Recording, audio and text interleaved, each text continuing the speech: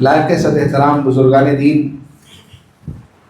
نوجوان ساتھیوں، ہر طرح کی بڑائی، بزرگی، کبریائی، عزت، شان اور اعلیٰ مقام اللہ عز و جل کے لیے لائق اور زیبا ہے، جو ہمارا آپ کا خالق ہے، اس پوری دنیا کا تنہا مالک، اکیلا پیدا کرنے والا، اور وہی عبادت کا مستحق ہے۔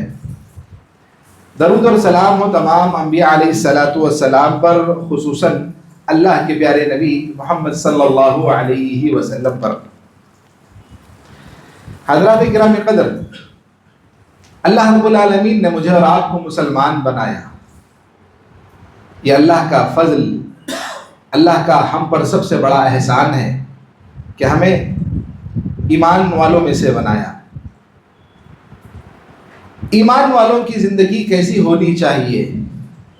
ایمان والوں کی زندگی کے لیے اللہ تعالیٰ نے کیا طریقہ کار یا کیا ضابطہ یا کیا فارمولہ دیا ہے کہ جس کو اپنا کر ایک ایمان والا ایمانی زندگی بہترین گزار سکتا ہے؟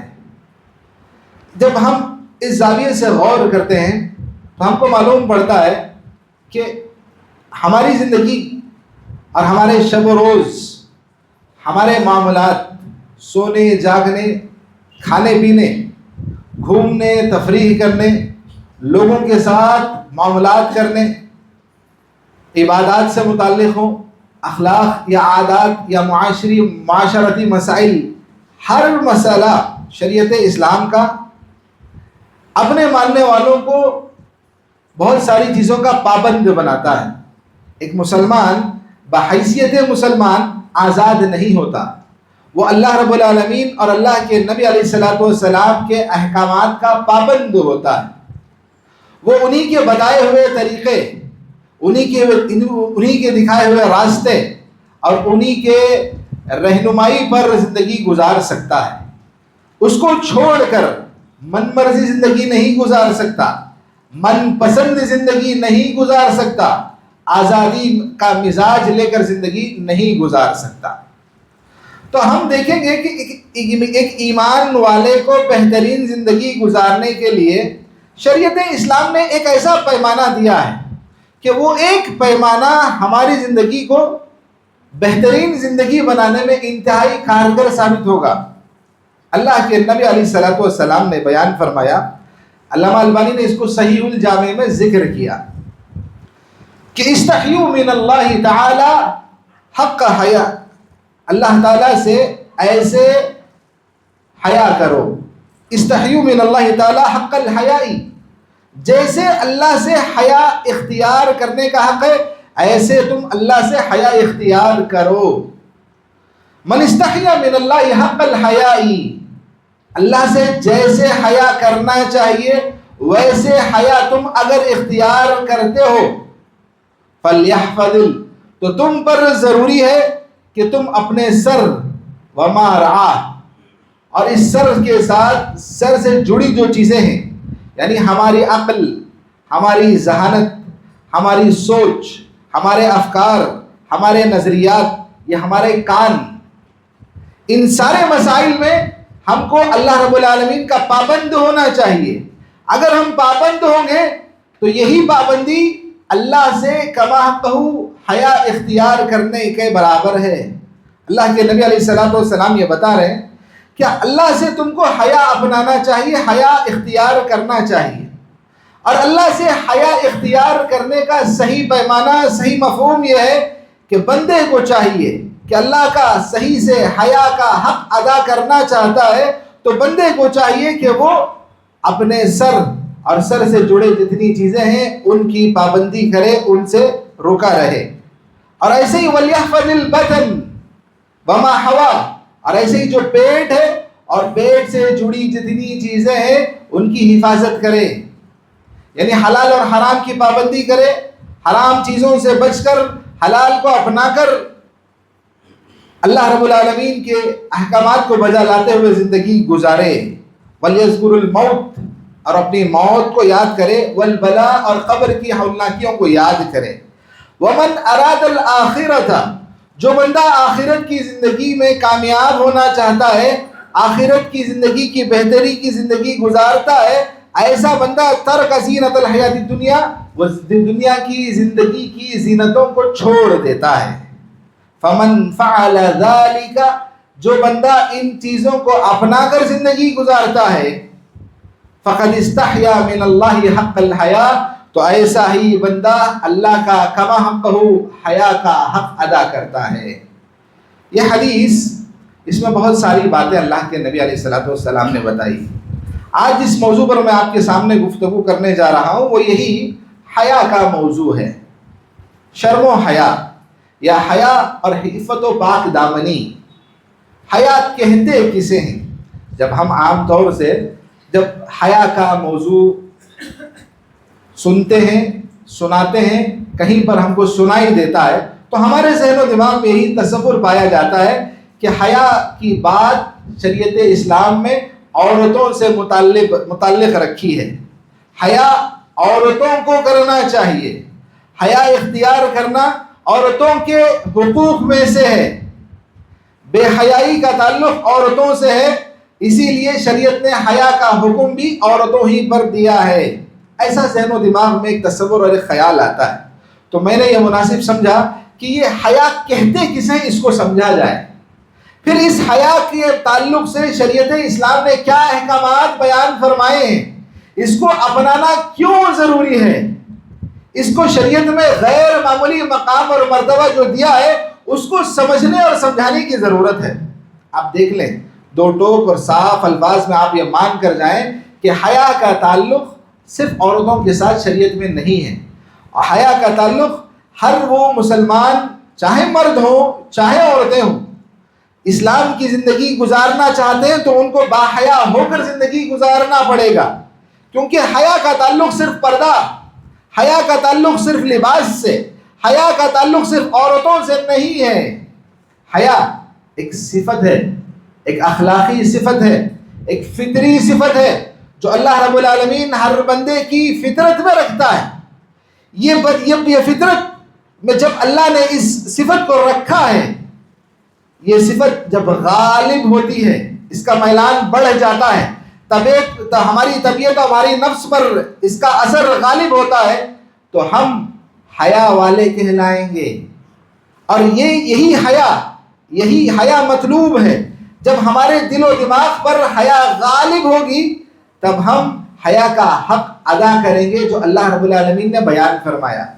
اب حیا کا حق جو ہوتا ہے، آپ دیکھیں جتنے معاملات عملی طور پر دین اسلام کے جتنے احکامات ہیں، نماز پڑھنا، روزہ رکھنا، بدنی عبادتیں کرنا، مالی عبادتوں، زکوٰۃ اور صدقات کی عبادتیں ہوں، یہ جتنی اللہ رب العالمین کی طرف سے عملی طور پر جتنے احکامات شریعت اسلام میں بیان ہیں، ان تمام احکام کو بجا لانا بندے پر اسی وقت آسان ہوتا ہے جب وہ حیا کے مادے کو، حیا کی صفت کو، حیا کے میلان کو اپنی زندگی پر غالب رکھے گا۔ جب حیا سے اس کا تعلق کمزور ہوگا، جب وہ آدمی حیا اپنانے کے بجائے بے حیائی کا شکار ہوگا، وہ باحیا بننے کے بجائے حیا سے آزاد ہو کر زندگی گزارے گا، تو ایسا آدمی اللہ کے احکامات کی بجا آوری صحیح طور پر نہیں کر پائے گا۔ اللہ کے نبی علیہ الصلوۃ والسلام کی اس حدیث میں اللہ کے نبی نے یہی کہا کہ یہ حیا بندے کو نیکیوں کی طرف آگے بڑھاتی ہے، یہی حیا سبب بنتی ہے، کیونکہ اللہ رب العالمین نے ہمیں پیدا کیا ہے۔ صرف ہم اپنے جسموں کو ڈھانپ لیں یہ حیا نہیں ہے، ہم اپنے بڑوں کے ساتھ کسی طرح کی گندی گفتگو یا گندی زبان نہ اپنائیں، صرف اسی کا نام حیا نہیں ہے۔ حیا بندہ اللہ رب العالمین کے ساتھ بھی رکھتا ہے، بندہ بندوں کے ساتھ بھی رکھتا ہے، بندہ خود اپنے نفس سے متعلق تنہائی میں بھی بندے کو حیا کی ضرورت پڑتی ہے جب آپ کو دیکھنے والا کوئی نہیں ہوتا۔ حیا کا شریعت اسلام میں ایک وسیع مفہوم بیان کیا گیا ہے۔ حیا اللہ رب العالمین کے ساتھ بھی بندے کو اپنانا پڑتا ہے، اور جب بندہ اللہ کے ساتھ حیا اپناتا ہے، شرمندگی کا ایک اظہار، شرمندگی کا ایک مادہ لے کر جب بندہ زندگی گزارتا ہے، تو اللہ کے جو احکامات ہیں ان کی نافرمانی کرنے سے یہی شرم، یہ آر بندے کو روکے گی۔ اللہ کی نافرمانی سے روکے گی. جب بندہ بے حیا ہوگا تو اللہ تعالیٰ کی نافرمانیاں کرنے سے دریغ نہیں کرے گا. آسانی سے اور دھڑلے سے اللہ رب العالمین کی نافرمانیاں کرتا جائے گا. یہ اس وقت ہوگا جب بندہ حیا کا دامن نہیں اپنائے گا اور با حیا زندگی نہیں گزارے گا. ایک ایسی صفت، ایک ایسا میلان جب انسان کی نفس پر غالب ہوتا ہے تو اس کے لیے نیکیوں کا راستہ آسان ہوتا ہے. یہی اصل میں حیا ہے. حیا کا مادہ جب ہمارے دل پر غالب آتا ہے تو یہی دلیل ہے اس بات کی کہ ہمارا دل زندہ ہے. انسان کا ایک جسمانی زندگی ہوتی ہے جو عام طور پر ہم دیکھتے ہیں کہ جب کوئی انسان مر جاتا ہے، اس سے روح قبض کر لی جاتی ہے تو اس کو مردہ قرار دیا جاتا ہے. ویسے ہی شریعت اسلام میں جس آدمی کا دل مردہ ہو وہ چلتا پھرتا مردہ کہلاتا ہے شریعت اسلام میں. تو ایسے چلتے پھرتے مردے کے لیے ضروری ہے کہ وہ حیا کو اپنے دل میں زندہ کرے. یہی حیا ہمیں نیکیوں میں آگے بڑھنے میں مددگار ثابت ہوگی. ہمارا آپ کی زندگی کا مقصد اللہ کی عبادت ہے. اللہ کی عبادت کے لیے اس پوری دنیا کو اللہ نے قائم کیا ہے، اور اللہ کی عبادت کے لیے سب سے زیادہ محرک، سب سے زیادہ کوئی چیز کار آمد ہو سکتی ہے تو وہ اللہ تعالیٰ کے تعلق سے حیا اختیار کرنا ہے. اور اللہ رب العالمین نے شریعت اسلام میں حیا سے متعلق جتنی باتیں بیان فرمائی اس پر آپ غور کریں تو آپ کو تعجب ہوگا کہ اللہ کی یہ خود کی اپنی صفت ہے. اللہ رب العالمین نے کہا ان اللہ عز و جل حی ستیر. اللہ عز و جل خود حیادار ہے، پردہ پوش ہے. فَإِذَا اغْتَسَلَ، اور اللہ کے نبی علیہ السلام نے یہ بتایا کہ حیا کرنا اللہ کی صفت ہے. جب یہ صفت اللہ رب العالمین کی ہے، پاک دامنی اختیار کرنا، بے حیائی کو چھوڑ دینا، حیا کو اپنانا اللہ کی صفت ہے. اور اس سے آگے بڑھ کر آپ دیکھیں ان ربکم حی کریم. اللہ کے نبی صلی اللہ علیہ وسلم نے کہا کہ تمہارا رب حی کریم ہے، انتہائی پاک دامن ہے، حیا دار ہے، حیا کو اپنانے والا ہے، انتہائی کریم ہے. یستحی من عبدہ ان یرفع، کہ جب بندہ اللہ کے آگے اپنے اللہ کے دربار میں اپنے ہاتھوں کو اپنے دستے سوال دراز کرتا ہے، اللہ کے سامنے اٹھاتا ہے تو اللہ کو یہ چیز یہ اللہ کی حیا گوارا نہیں دیتی کہ اس بندے کے ہاتھوں کو واپس لوٹائے بغیر دیے، بغیر اس بندے کے سوال کے جواب پر اللہ رب العالمین اس کو خالی لوٹائے. اللہ تعالیٰ کی حیا گوارا نہیں کرتی. تو آپ دیکھیں اللہ تعالیٰ کتنا باحیا ہے. اللہ کی حیا بندوں کو اللہ تعالیٰ کی دین عطا کرتی ہے، اللہ تعالیٰ کی طرف سے عطا ملتی ہے. ہم جو اللہ سے مانگتے ہیں اللہ کے حیا کے، اللہ تعالیٰ باحیا ہے، اسی حیا کی وجہ سے اللہ تعالیٰ اپنے بندوں کو دیتا ہے، کیونکہ اللہ رب العالمین انتہائی اعلیٰ درجے کا مالک ہے. پوری دنیا کا قبضہ اسی کے ہاتھ میں ہے، ہر چیز کے اختیارات اسی کے حوالے ہیں، پوری کائنات پر اسی کی ملکیت چلتی ہے، سارے اختیارات اللہ رب العالمین کے حوالے ہیں. اور جب بندہ اللہ سے مانگے اور اللہ بندے کو خالی ہاتھ لوٹائے، یہ اللہ کی ہوا اس بات کی گوارا نہیں کرتی، اس لیے اللہ تعالیٰ بندوں کو دیتا ہے. یہ اللہ کی صفت ہے. اور آپ اس سے بڑھ کر آپ یہ دیکھیں الحیاء لا یاتی الا بخیر. اللہ کے نبی صلی اللہ علیہ وسلم کی بہت ساری حدیثیں ہیں کہ حیا صرف اور صرف خیر زندگی میں لاتی ہے. جو آدمی حیا اپنائے گا، پاک دامنی اختیار کرے گا، بے حیائی سے بچ کر زندگی گزارے گا، اس کی زندگی میں صرف خیر ہوگا. الحیاء شعبۃ من الایمان، یہ ایک اور بات ہے. اس حدیث کا پیمانہ ہی الگ ہے. اللہ کے نبی صلی اللہ علیہ وسلم نے کہا الحیاء شعبۃ من الایمان. حیا کو ایمان سے اللہ کے نبی نے جوڑ دیا.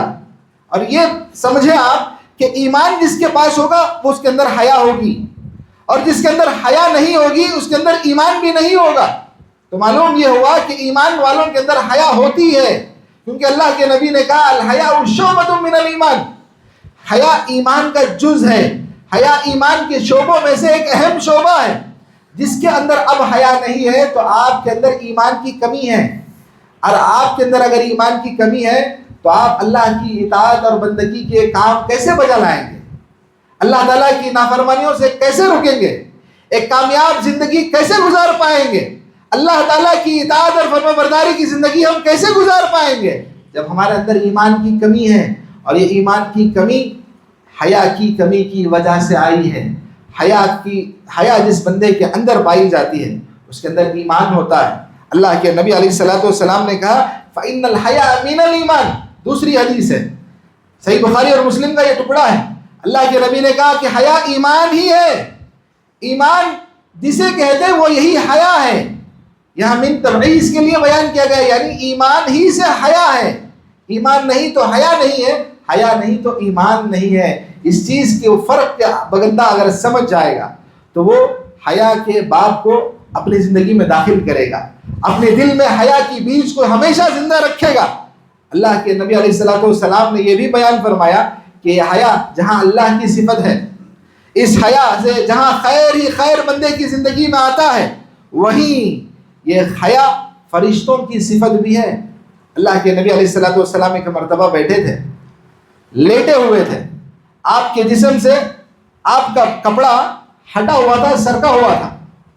حضرت ابو بکر داخل ہونے کی اجازت مانگتے ہیں, اللہ کے نبی دے دیتے ہیں, اور وہ اپنا آ کر اپنی گفتگو اپنی بات چیت کر کے چلے جاتے ہیں. عمر رضی اللہ تعالیٰ عنہ اجازت طلب کرتے, اللہ کے نبی اسی حالت میں جیسی حالت آپ کی تھی, جیسے آپ لیٹے ہوئے تھے, آپ کے جسم کے جس حصے سے کپڑا ہٹا تھا اسی حالت سے آپ صلی اللہ علیہ وسلم نے حضرت عمر سے بھی ملاقات کی, گفتگو فرمائی. پھر جب حضرت عثمان رضی اللہ تعالیٰ عنہ اللہ کے نبی کے پاس آنے کی اجازت طلب کرتے ہیں تو اللہ کے نبی صلی اللہ علیہ وسلم سیدھے ہو کر بیٹھ جاتے ہیں, اپنا لباس درست کر لیتے ہیں, اور اللہ کے نبی یہ فرماتے ہیں کہ الا استحی من رجل, کہ میں ایسے آدمی سے حیا نہ اپناؤں تستحی منہ الملائکہ, جس سے فرشتے حیا کرتے ہوں. تو یہ حدیث ہمارا آپ کو بتاتی ہے کہ فرشتے بھی حیا کرتے ہیں. اللہ کے نبی علیہ الصلوۃ والسلام حیا کرنے والے تھے. یہ حدیث دونوں باتیں ہم کو بتاتی ہیں. اللہ کے نبی علیہ الصلوۃ والسلام کے متعلق حضرت ابو سعید خدری رضی اللہ تعالیٰ عنہ یہ بتاتے ہیں کہ کان النبی صلی اللہ علیہ وسلم اشد حیاء, کہ آپ اتنا زیادہ حیا اپناتے تھے, آپ اتنا زیادہ باحیا ہو کر زندگی گزارتے تھے, من الازراء فی خدرها, جس طرح ایک پاک دامن, ایک دوشیزہ, ایک نوجوان خوبصورت لڑکی پردے میں رہتی ہے اور کتنا وہ حیا کرتی ہے, اس سے زیادہ آپ صلی اللہ علیہ وسلم حیادار تھے, حیا کو اپناتے تھے, حیا کی زندگی گزارتے تھے. یہ آپ صلی اللہ علیہ وسلم کی حیا کی مثال ہے. یہ انبیاء کی صفت ہے, یہ فرشتوں کی صفت ہے, یہ اللہ رب العالمین کی صفت ہے, اور اللہ رب العالمین بندوں سے حیا کو اپنانا پسند کرتا ہے. اب دیکھیں, میں ایک چیز کو پسند کریں اس سے آپ بھی پسند کریں, ضروری نہیں ہے, کیونکہ میری پسند آپ کو پسند آئے ضروری نہیں ہے. آپ جس کو پسند کرتے ہیں وہ میں پسند کروں ضروری نہیں ہے. اللہ جس کو پسند کرتا ہے اس چیز سے بڑھ کر کوئی اور چیز پسندیدہ ہماری نگاہوں میں نہیں ہونی چاہیے. اللہ حیا کو پسند کرتا ہے, حیا کو اپنانا پڑے گا. یہی حیا ہم اپنائیں گے, اسی حیا کو ہم اپنا کر زندگی گزاریں گے تو ہمارے نیکیوں کا راستہ آسان ہوگا. یہی فرق میں آپ کو سمجھانا چاہتا ہوں. لیکن ہمارے سماج اور معاشرے پر جب ہم دیکھتے ہیں کہ اسلامی سماج اور معاشرہ جسے ہم کو کہنا چاہیے وہ ہم کو کہیں نظر نہیں آتا. ہماری عورتیں آج بے پردہ ہونے کو فخر محسوس کرتی ہیں, ان کے خود کے شوہر دیوسیت کی زندگی گزارنے پر آمدہ ہیں, ان کی عورتوں, ان کی بیٹیوں اور ان کے محرم رشتہ داروں سے وہ پردہ اتارنے پر اپنی بیوی, ایک آدمی کے لیے اس کی عورت, اس کی اپنی بیٹی کے اختیارات اس پر چلتے ہیں. اب جس پر اختیارات چلتے ہیں, جو جس کے ماتحت ہوتا ہے, اس کو اپنے کنٹرول میں رکھنے کے بجائے آزادی کی زندگی اس کو دینا اور اس کو بے حیائی کی طرف خود سے راغب کرنا, یہ دیوسیت سے بھی آگے کا مقام ہے. ایک بات یہ ہے کہ عورت خود با پردہ نہیں ہے, بے پردہ ہو رہی ہے, اس بے پردگی پر شوہر کچھ نہیں بولتا, یہ دیوسیت ہے. لیکن یہاں معاملہ دیوسیت سے 2 قدم آگے کا ہے کہ یہاں اپنے شوہر خود اپنی بیویوں کو بے پردہ رکھنے کے پر خوش ہوتے ہیں, بے پردہ رکھنے کی ترغیب دلاتے ہیں, ان کو پردہ نہ اوڑھنے کا حکم دیتے ہیں. پردہ چھوڑ کر اپنے ساتھ ایسے ہی گھمانے کی یہ جو سوچ, ایسے دیوسیت سے آگے کی زندگی گزارنے والے نوجوان لڑکے جن کے اندر نہ دینی مزاج ہے, جو نہ جنہوں نے نہ دین سمجھا ہے, جنہوں نے نہ دین سنا ہے, نہ جنہوں نے دین پڑھا ہے, اور دین ان کے دلوں سے اس قدر دور ہے کہ دینی بات بھی ان کو بری لگتی ہے، سمجھانے والوں کی نصیحتیں ان کو سمجھ نہیں آتی، یہ ایسی بے حیائی کی زندگی گزارتے ہیں۔ اللہ کے نبی علیہ السلام کی ایک اور حدیث، ایسی حدیث کہ آپ صلی اللہ علیہ وسلم نے جس میں کہا ان مما ادرک الناس من کلام النبوۃ الاولی، اور اس سے پہلے میں ایک بات یہ بھی بتا دوں کہ جتنے مذاہب دنیا میں پائے جاتے ہیں ان مختلف مذاہب کی اپنی اپنی شناخت ہے، اس کی اپنی اپنی ایک پہچان ہے، ان کے اپنے اپنے کچھ خصوصیات ہیں۔ وہی دین اسلام کی خاصیت یہ ہے کہ یہ دین حیا سے پہچانا جاتا ہے، یہ دین حیا کے ذریعے سے پہچانا جاتا ہے، یہ دین ان لوگوں کا ہے جن کو حیا اپنا کر زندگی گزارنے کی شریعت یہ تعلیم دیتی ہے۔ اور وہیں اللہ کے نبی کی یہ حدیث صحیح بخاری کی جس میں آپ صلی اللہ علیہ وسلم نے کہا کہ لوگ پرانے گزشتہ انبیاء جو اللہ کے نبی سے پہلے گزر گئے ہیں، حضرت آدم سے لے کر حضرت آدم کا واقعہ بھی آپ پڑھیں تو آپ کو معلوم ہوگا کہ اللہ کی نافرمانی انہوں نے اور مائی ہوا نے کی۔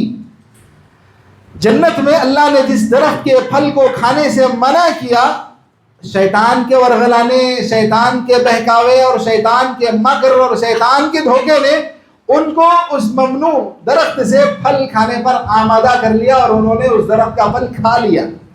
درخت کا پھل کھانے سے ہوا کیا؟ وہ بے لباس ہو گئے، برہنہ ہو گئے، ان کے جسموں سے ان کا لباس اتر گیا، جنت کے درخت کے پتوں سے وہ اپنے جسموں کو ڈھانپنے لگے۔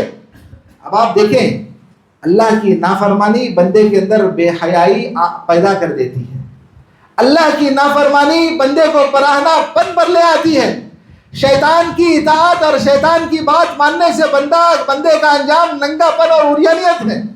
شیطان کی اس مکر کو اللہ رب العالمین نے اس واقعے میں بھی بیان فرمایا۔ اب جو چیز میں بتا رہا تھا وہ یہ کہ اس سے پہلے اللہ کے نبی سے پہلے جتنے انبیاء گزرے ہیں ان انبیاء کی تعلیمات جو انہوں نے اپنے قوم کے لوگوں کو دی، انہی تعلیمات کا بقیہ یا یہ وہ تعلیمات ہیں جو ہر نبی نے اپنے قوم کے لوگوں کو دی تھی۔ وہ یہ تعلیم تھی ان مما ادرک الناس من کلام النبوۃ، لوگ جو انبیاء کے کلاموں کو لے کر جو باتیں تھے اس میں سے ایک بات یہ ہے کہ اذا لم تستحی، اگر تم حیا نہیں اپناؤ گے، اگر تمہاری زندگی میں حیا نہیں ہوگی، فاصنع ما شئت، تو جو مرضی آئے وہ کر، تو جو کرنا چاہو وہ کرو۔ یہ اللہ رب العالمین کی وہ دعوت ہے، یہ وہ پیغام ہے جو ہر نبی نے اپنے قوم کے لوگوں کو دی۔ اللہ کے نبی علیہ السلام نے بھی اپنے قوم کے لوگوں کو بتایا کہ اس سے پہلے والے انبیاء کی تعلیمات جو ہیں جس کو لوگوں نے اپنایا تھا وہ یہی تعلیم تھی کہ اللہ کے ہر نبی نے یہی بتایا لوگوں کو کہ اگر تم نہیں شرم و حیا نہیں اپناؤ گے، حیا کو چھوڑ دو گے تو فاصنع ما شئت، تو جو چاہے کرو۔ اللہ کے نبی علیہ السلام کے اس حدیث کے فرمان کی تفسیر محدثین اکرام یہ لکھتے ہیں کہ یہاں یہ بتایا جا رہا ہے، یہ تحدید اور ڈرایا جا رہا ہے کہ اگر تم حیا نہیں اپناؤ گے تو تمہاری زندگی ایسی گزرے گی کہ تم بے حیا ہو جاؤ گے، تم وہ ہر کام کر گزرو گے جو اللہ کو ناپسند ہے، اور تم ہر کام وہ کر گزرو گے جس سے تمہارا ٹھکانہ جہنم ہو سکتا ہے۔ یہ ایک تحدید اور ڈر ہے۔ یہاں اس بات کا حکم نہیں دیا جا رہا ہے کہ تم اگر حیا نہیں اپنا رہے ہو تو تمہارے لیے آزادی ہے یا تمہارے لیے رخصت ہے کہ تم جو چاہے کر سکتے ہو۔ اب یہ ایسی بات نہیں ہے، یہاں یہ ڈر بٹھایا جا رہا ہے، تم کو اس بات سے باخبر کیا جا رہا ہے اگر شرم اور حیا نہیں اپناؤ گے تو نتیجے میں اللہ تعالیٰ تم کو با حیا کے بجائے بے حیا بنا دے گا اور تمہاری زندگی ایسی گزرے گی جس پر اللہ تعالیٰ تم سے پکڑ کرے گا، مواخذہ ہوگا۔